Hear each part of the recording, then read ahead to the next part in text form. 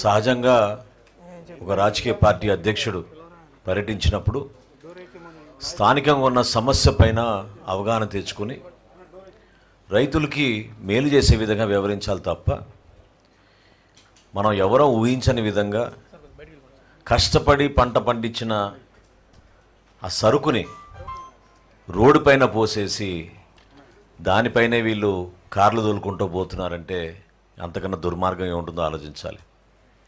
మొన్న ఒక కుటుంబాన్ని పరామర్శించడానికి వెళ్ళినప్పుడు మనుషులను తొక్కేశారు.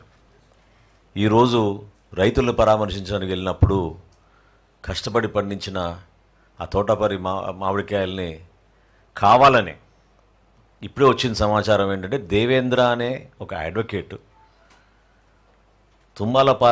పాలయం నుంచి ఈ 5 లోడ్ల ట్రాక్టర్ సరుకు అక్కడ లోడ్ చేయించి దీనికి ఒక రిహర్సల్ చేసి జగన్మోహన్ రెడ్డి గారి వాహనం వచ్చినప్పుడు నా ఇన్స్ట్రక్షన్స్ మేరకు ఇవి రోడ్డు పైన మీరు వేయాలని చెప్పి 2 ట్రాక్టర్ డ్రైవర్లు AP03 TB54332 మొయ్యుద్దీన్ అక్బర్, అదేవిధంగా AP03AA2313 ఉదయ్ కుమార్ కిలారి, వీళ్ళిద్దరూ కూడా పోలీస్ కస్టడీలో ఉన్నారు.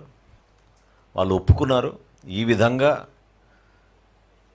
ట్రయల్ రన్గా ప్రిపేర్ అయ్యి ఈ దేవేంద్ర అనే ఒక అడ్వకేటు వైఎస్ఆర్సీపీ సింపథైజర్ ఇతను ఆ మామిడికాయల్ని ఆ ఊరు కూడా కాదు పొరుగు ఊరు నుంచి తుంబలపాలెం అనే ఊరు నుంచి సేకరించి ఆ సరుకును అక్కడ తీసుకొచ్చి ఆ డ్రోన్ ఫుటేజ్ చూస్తే మీరే ఆశ్చర్యపోతారు. ఏ విధంగా పక్కడబందీగా ప్లాన్ చేసి ఇందాక అచ్చెన్నాయుడు గారు చెప్పినట్టు చీవన్లాగా ఆ మ్యాంగో తోట నుంచి ఆ 5 ట్రాక్టర్లు తీసుకొచ్చి రోడ్డు పైన సరుకు వేయడం అనేది అసలు ప్రధానంగా రాష్ట్ర ప్రజలు ఆలోచించాల్సింది ఏంటంటే లా అండ్ ఆర్డర్ సమస్య సృష్టించడానికి కోసమే ఈ కార్యక్రమాలు చేస్తున్నారు. భయభ్రాంతులు చేయడానికి రాష్ట్రంలో ఇటువంటి పరిస్థితి నెలకొంది, లా అండ్ ఆర్డర్ సమస్య ఉందని చూపించడానికి కోసం విశ్వ ప్రయత్నం చేస్తున్నారు. ఇంత భారీ స్థాయిలో ప్రజలు మమ్మల్ని ఎన్నుకొని కూటమి ప్రభుత్వానికి విజయం అందించింది ఒక మంచి పరిపాలన అందించడానికి, సమర్థమైన నాయకత్వంతో ఏ సమస్య వచ్చినా కూడా దాని గురించి పరిష్కారం కోసం అందరికన్నా ముందే రియాక్ట్ అయ్యి మంత్రులు అందరం గౌరవ ముఖ్యమంత్రి గారి ఆధ్వర్యంలో రైతుకి ఎక్కడ కూడా కష్టం ఉండకూడదనే ఆలోచనతో ఎప్పటికప్పుడు ముందుకెళ్తున్నాం. ఈరోజు పోలీస్ అధికారుల పైన కూడా ఏ విధంగా రెచ్చగొట్టి మాట్లాడారో మీరు చూస్తారు ఇప్పుడు వీడియోలో. అక్కడున్న డిఎస్పి గారు శ్రీనివాస్ అనే అతను కింద పడిపోతే ఆయన్ని తొక్కి వీళ్ళు ముందుకు వెళ్ళిపోయారు, గాయాలైనాయి. ఆంధ్రజ్యోతి ఫోటోగ్రాఫర్ని ఏ విధంగా వీళ్ళు ప్లాన్గా ట్రాక్టర్లు తీసుకొచ్చి ప్రిపేర్ అయ్యారో ఆ ఫోటోలు తీస్తుంటే అతని పైన దాడి చేశారు.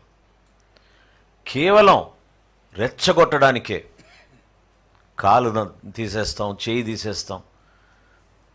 అసలు ఆ భాష వింటుంటే రాజకీయ వ్యవస్థలో మనందరం కూడా తలదించుకునే విధంగా వ్యవహరిస్తున్నారు. ఇది చాలా పొరపాటు. ప్రజా సమస్యలపైన మీరు పోరాడండి. గతంలో పవన్ కళ్యాణ్ గారు ఇదే చిత్తూరు జిల్లాలో మదనపల్లిలో టొమాటో రైతుల గురించి వైఎస్ఆర్సీపీ ప్రభుత్వ హయాంలో వెళ్ళినప్పుడు ఆ రోజు కూడా అంతే హార్స్లీ హిల్స్ పైన నిర్బంధించారు, మమ్మల్ని బయటికి రానివ్వలేదు. చివరికి మార్కెట్ యార్డ్ దగ్గరికి వెళ్తా ఉంటే వెళ్ళనీయకుండా రోడ్డు దగ్గరనే రైతుల్ని కలిసాం, పరామర్శించాం.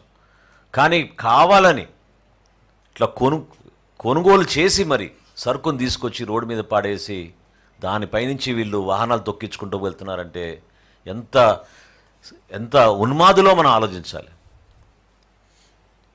దయచేసి రాష్ట్ర ప్రజలు నేను కోరుతున్నాను, ప్రభుత్వం ఎప్పుడు మీకు అండగా నిలబడుతుంది. లా అండ్ ఆర్డర్ ఎట్టి పరిస్థితుల్లో మెయింటైన్ చేయాలి. పోలీస్ యంత్రాంగాన్ని గౌరవించాలి. స్థానికంగా ఉన్న సమస్యలపైన ఖచ్చితంగా ఒక ప్రతిపక్ష నాయకుడిగా మీరు మాట్లాడితే మీరు మాట్లాడండి. వేదికలు ఉన్నాయి, దానికి ప్రభుత్వం స్పందిస్తుంది.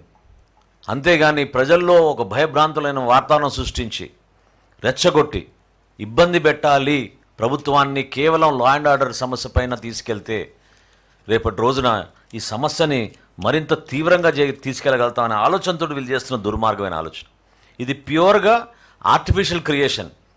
90% ఆల్రెడీ కొనుగోలు జరిగిపోయింది. ఆర్టిఫిషియల్గా క్రియేట్ చేశారు ఈ సమస్యను. దీన్ని ప్రతి ఒక్కరూ గమనించి ఎటువంటి వ్యక్తిత్వం వీళ్ళకు ఉందో మీరు అర్థం చేసుకోవాలి. ఎంత దారుణంగా వ్యవహరించారో. రాబోయే రోజుల్లో కూడా ఈ విధంగానే ప్రతి ప్రాంతంలో ప్రతి జిల్లాలో పర్యటించి అలజడి సృష్టించడానికి వీళ్ళు సిద్ధమయ్యారు తప్ప ప్రజల శ్రేయస్సు కోసం కాదని ఈ సందర్భంగా తెలుపుతూ ఇప్పుడు గౌరవ మంత్రివర్యులు సత్యప్రసాద్ గారిని మాట్లాడి ఆ వీడియోలు కూడా చూపించారు.